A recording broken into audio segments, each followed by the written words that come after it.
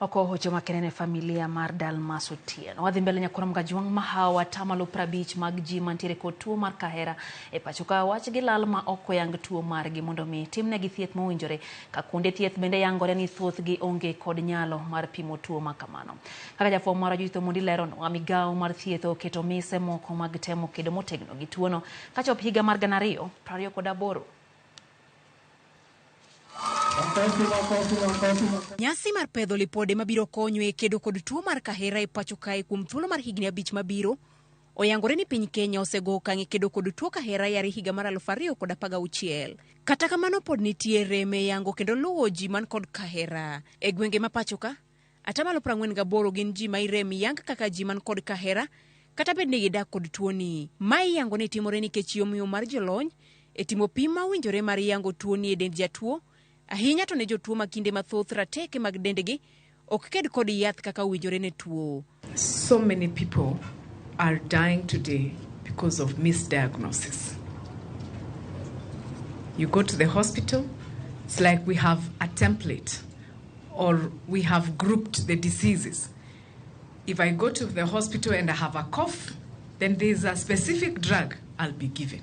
Lipodno bendo yango ni jopiny onge kod lony kod ng'eyo ma oromo manyalo sirogi mar chopo yudo konyruok e ute thieth mabende pod nitie rem kaluwore ni atamalo 43 kende mag ute thieth mathoth ji limo onge kod lony mar timo pim mar kahera.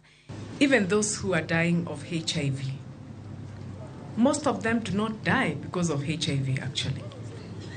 They die from tuberculosis. If it is treatable, why not? E higa mar 2022, jo Kenya 9841 ne oyangni ni kod tuo mar kahera, kwan mane omedore kipimo kod higa mar 2021. Kenya, identified among the top 30 high TB and HIV burden countries by the WHO, had an estimated 128,000 people with TB and 17,000 deaths in 2022. Kochopo higa mar 2028, Kenya geto pimo kendo thiedho jo Kenya mahao nus milion man kod tuo kahera.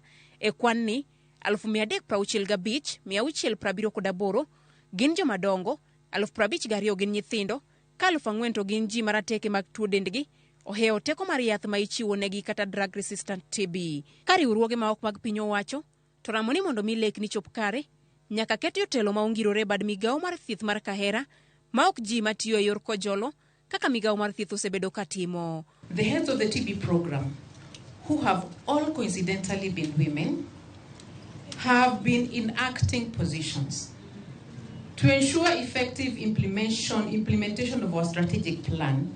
We, as civil societies and communities, request immediate review of the policy that allows the current TB heads to be confirmed and be given the full mandate of her position.